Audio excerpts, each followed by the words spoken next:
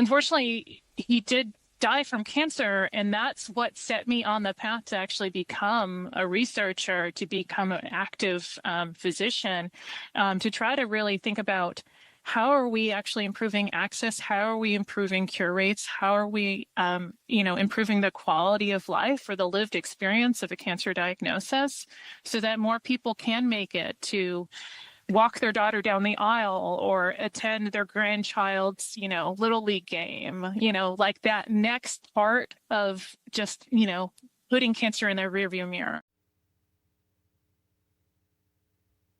Welcome to Money Matters. I'm your host, Christopher Hensley.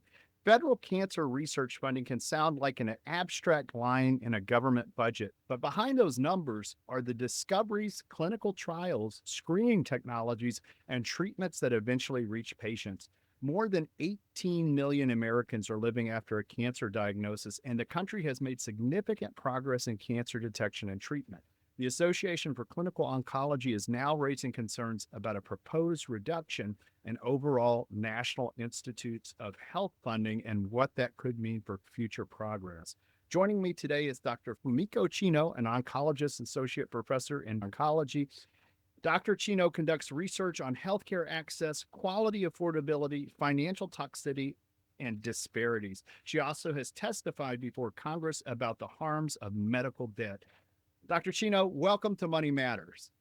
Thank you so much. I really appreciate the invitation to speak today about the importance of cancer research funding and all of the innovations that federal investments have really produced for our patients living in the United States today. Well, I love it. Now, the show is national and even international, but you're here in Houston, so there's an affinity. So I just dropped my son off at school. I went through the med center on the way home. So listeners who are local, they know that this is right here in the heart of the med center in Houston. So it is a big topic for everybody, but specifically something really close to us. When people hear federal cancer research funding, it can sound removed from their everyday lives. How does that funding eventually translate into better care for someone sitting in an oncologist office? Oh, absolutely. We're talking about higher survivals. We're talking about better quality of life. We're talking about actually often less toxic treatments than what your mom or your grandmother might have received, 20 or 50 years ago.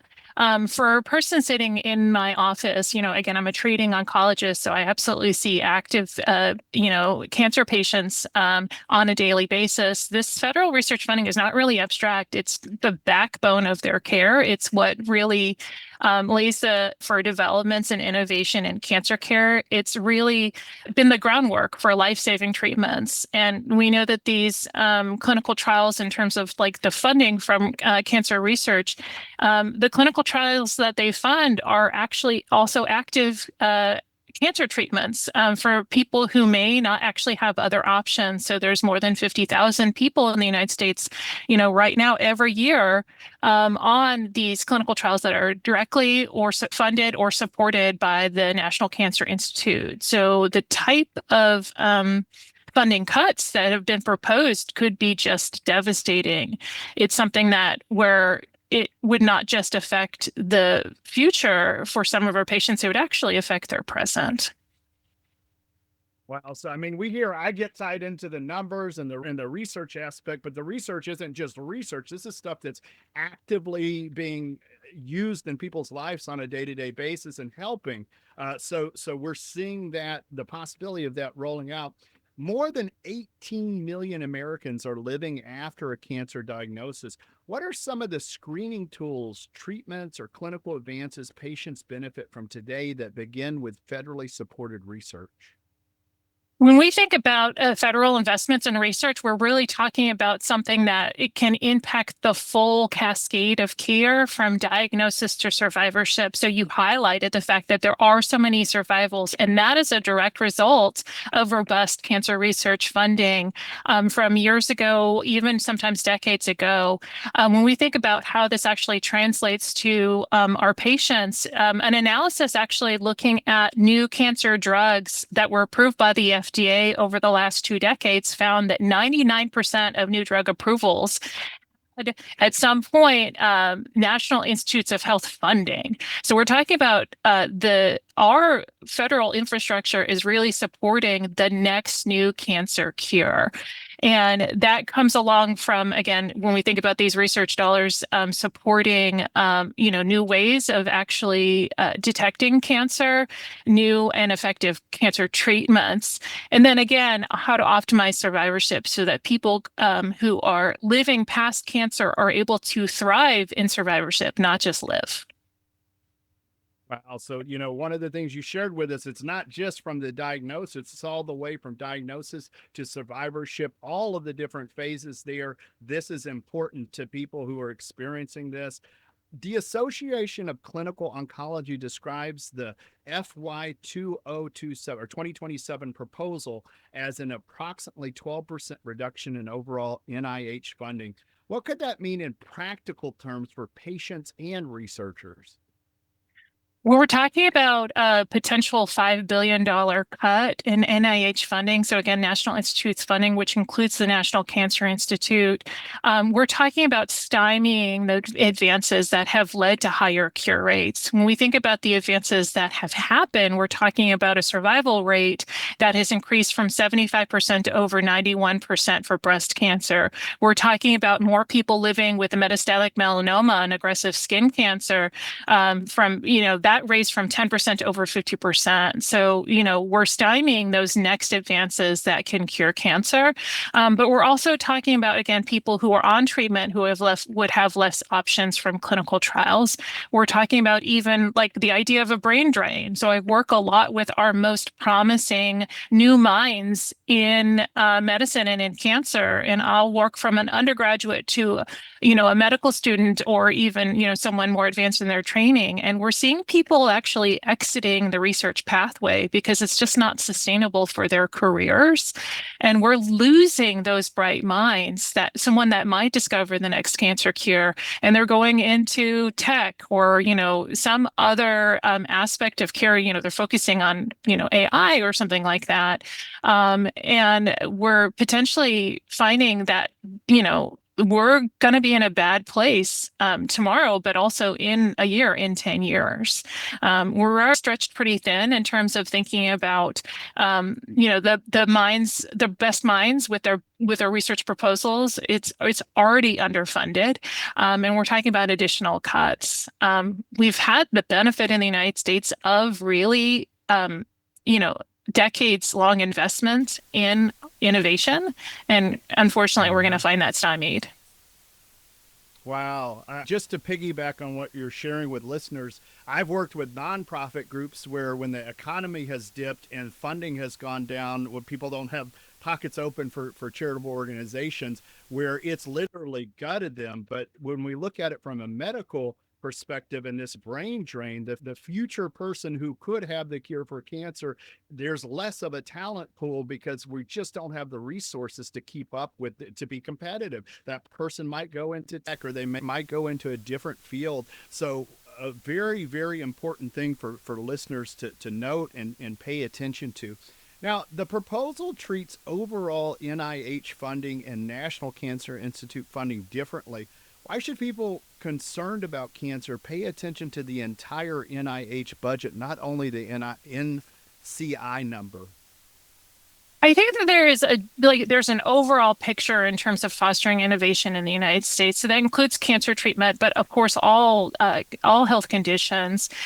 We really have benefited, again, like I said, from sustained investment within our health, and it's all engines firing that we need. We need investments in the NIH, and then specifically earmarked for cancer treatment development and support. So it's the full picture. I love it. I love it. If federal funding is reduced or remains uncertain, which areas are likely to fill it first? New research grants, early career scientists, laboratory work, community research sites, or existing studies? We're going to feel it across the board, unfortunately. But I want to actually highlight in terms of the patient populations that will be directly impacted. We're talking about those hard to treat cancers, aggressive cancers that grow quickly, where we need to really find a good targeted treatment. We're talking about pediatric cancers, cancers in kids, where, again, the huge success rate has, we have transformed childhood leukemia, where the survival rate used to be 10%, and now survival rate is 90%. So we have more kids living to be adults. I know I actually have colleagues that were treated as children for childhood cancers, and they have now dedicated their life to reinvest in cancer treatment because they have in their own lives realized how much that's benefited them. And so it's across the board going to hurt everyone. But again, just being very facing, we're talking about the people who are most vulnerable, the young patients, the people with rare cancers. Wow. Wow. A discovery can take years or decades to become an improved treatment. Could a funding decision made today affect the treatments available to patients 5, 10, or 20 years from now? Absolutely. Unfortunately, I think, with decreased funding, we will see quote unquote a payback, right? And not a good one, unfortunately. We know that, for example, over 15 years ago, the National Cancer Institute started something called the RAS initiative, which is to actually try to focus innovation around a target which was considered undruggable. The RAS initiative over time has developed, and we were actually proud to show within our ASCO annual meeting, so that's a large meeting of oncologists, a drug that actually doubled survival for people with pancreatic cancer. So, these innovations take time. It is a process. We need to have rigorous science, and it can save lives. It can save lives today, but it will also make a huge difference for our kids, ourselves even. When we think about some of these cuts, they're just unfortunately a little short-sighted when we think about the Yeah. benefits over the long run. And a lot of with everything that's going on today, there's numbers and data that's pulling at us from different sides. And so it's very hard to bubble this up to the top of people to care about it, to know how big an impact this has on our lives. Was there a particular experience or turning point that changed the way you think about this issue? Well, for me, myself, the reason why I went into oncology or cancer care was because of my own story. I'm actually a cancer widow. And so when my Wow. husband was diagnosed with an aggressive cancer when he was, in his 20s, it became the lived reality of our marriage that cancer treatment and innovations were the things that, potentially would offer him a new treatment when things were unfortunately getting pretty dire. Unfortunately, he did die from cancer, and that's what set me on the path to actually become a researcher, to become an active physician, to try to really think about how are we actually improving access? How are we improving cure rates? How are we, improving the quality of life or the lived experience of a cancer diagnosis so that more people can make it to walk their daughter down the aisle or attend their grandchild's, little league game, like that next part of just, putting cancer in their rearview mirror. Thank you for sharing that with us. I think all of us, if we hear this, everybody knows somebody who's been touched by cancer. It does not discriminate. It touches everybody's life. So super duper important for this topic for us to know more, to learn more about it. What happens to a promising clinical trial when funding becomes uncertain? Could patients lose access because a study's delayed, reduced, or never opened? Absolutely. Uncertain funding really can delay all clinical trial innovation. It means that fewer promising treatments move forward. And unfortunately, it means more lives lost to cancer. And for many patients, again, the clinical trials could be like that next option for them when they don't have other alternatives. It really can make a difference again today, but also tomorrow. I think that when we can underplay these things as an abstract concept, it's just a number on a page. But for people with cancer, this is their life. And you have been so passionate about this topic, you actually testified about it. Can you tell us a little bit about that experience? Absolutely. I was to talk before the HELP Committee, which is the Health, Education, Labor, and Pensions, specifically actually about the harms of medical debt. We know that our cancer treatments are quite good, quite innovative, but they also come at a cost. And that cost measure in terms of how it's affecting patients can be excruciating. I have focused on innovation in cancer, but also affordability in cancer. One of the amazing things about cancer research funding is actually how it is sometimes funding de-escalation trials. So again, the idea of a higher value treatment. I'm a radiation doctor. My treatment is an everyday Monday through Friday treatment.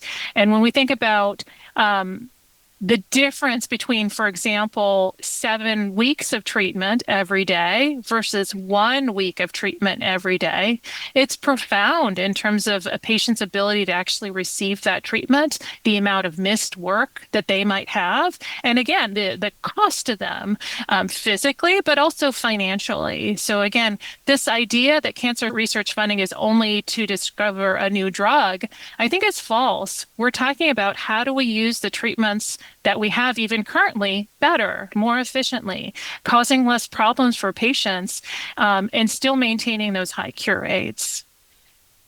So I want to talk a little bit more about that concept of financial toxicity of cancer care, because that's something that you study.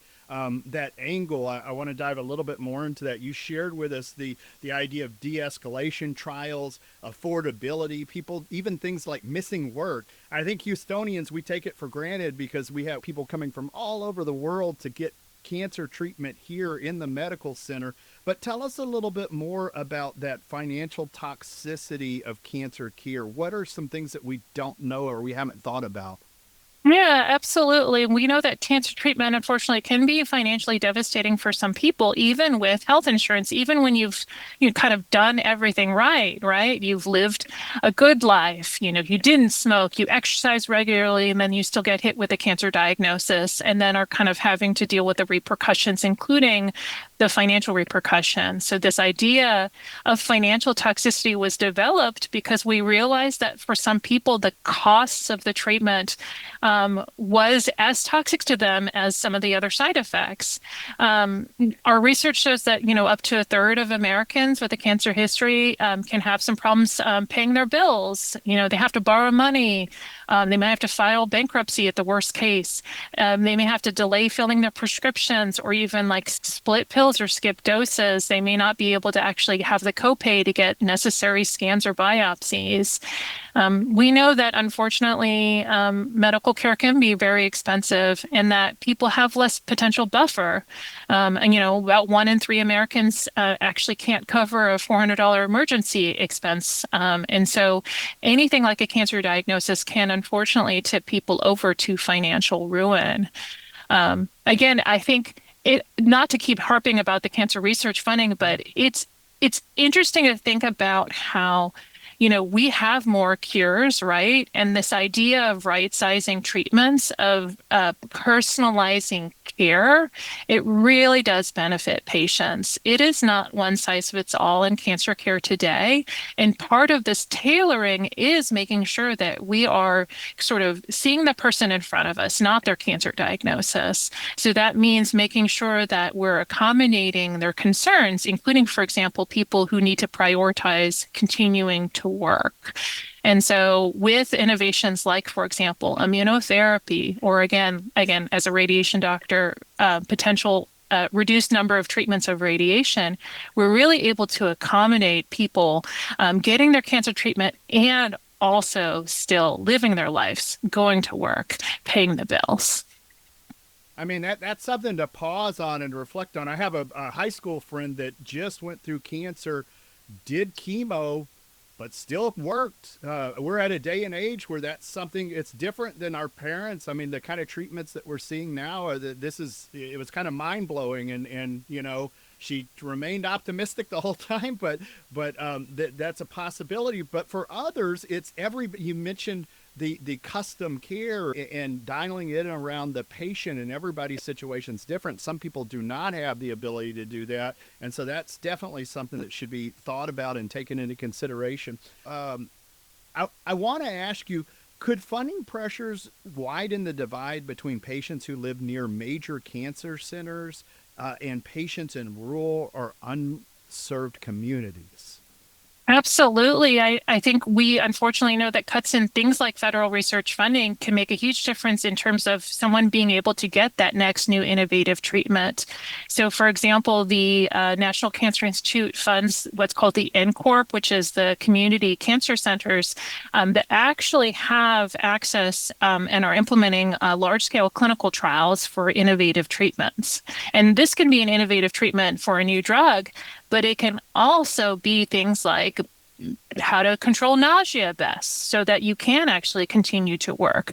So these community cancer centers actually do provide care in the community, closer to patients where they live, so that people don't have to travel to Houston to receive that next great treatment, so that they can get it closer to home.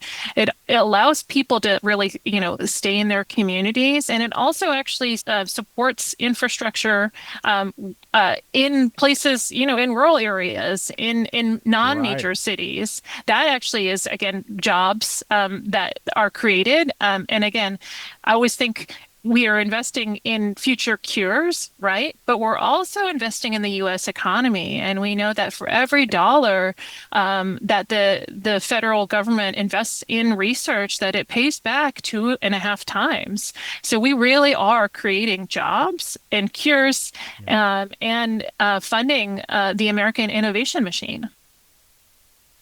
I mean, this is why I've always had health topics on this show, is because you have to convince the CFO, right? The money guy. But if you look at the numbers, and when you do the preventative things, the things that you mentioned, like even providing some of the benefits of being at a major metropolitan city to people who are, Texas is huge. If you're in a rural city, but you're able to benefit through some of the stuff that has been discovered through this, and you're able to work more, right? Less people calling in sick from work, and the health care, right? The health plan, the insurance plan, there's less people making claims on the premiums for the group plan. All, so this is me trying to convince the CFO, so I'm going to stop there. But this is literally who we need to hear this, that it's a good thing on both sides there. So we are bumping towards the end of the show. I want to ask you, how should Americans think about the return generated by cancer research funding, and where can listeners go to learn more or make their voices heard before Congress completes this FY 2027 funding process? Yes, I just want to make a plug for the idea of sustained, robust federal investment needs to keep pace with our survivorship population. So again, 18 million people, as you've already discussed, are cancer survivors in the United States today. And unfortunately, we know that there is an increase in the number of Americans that are diagnosed with cancer every year. So we need to actually maintain robust funding so that we actually support those new patients through their cancer treatment into survivorship. And again, making sure that they're able to live with a high quality of life.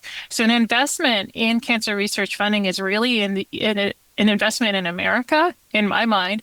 It's an investment in the futures of our own residents, our own citizens. And it's an investment in actually keeping, the U.S. as number one. We have had the benefit of, having an incredible foundation of cancer research funding that has led to us being the world's innovator in terms of thinking about both cancer innovation, but also all medical innovation. And so, that sustained funding is really what we need to continue being at the top, so that people come here, to be part of our research engine as opposed to leaving the United States to go to another country to contribute to their economy. For anyone who's actually who's listening, who has been touched by cancer, they want to make their voice heard. I would really encourage them to go to asco.org/save research. So that's ASCO.org/save research with no space. That's actually our landing page so that people can get a little bit more information about how they can support the vital investments in cancer research funding that is leading to the next cancer cure. And if you're listening to the audio version on the podcast, don't worry. We're going to have that on the podcast notes. We'll put the links there to that. So if you're driving, you don't have to pull over right now. We will have that on the podcast links. Dr. Chino, as we close the show out, is there anything that I forgot to ask you that you'd like to leave with listeners today? I just wanted to highlight some of our incredible wins when we think about cancer research funding, the things that have really led to truly the next phase of cancer treatment and tailored and personalized medicine. So things like CAR T, where your own or immunotherapy. Again, this idea of something that's truly your body's defense system is actually being used supercharged to actually fight cancer. This is the next step in terms of cancer cure. This is the way to guarantee better futures for Americans, and cancer research funding is how we get there. Only going to do it if we get funding for it. So we've got good things going on, but yet you can't cut the money off on it. So Dr. Chino, thank you so much for being on the show today. Have a good rest of the morning there. I appreciate it very much.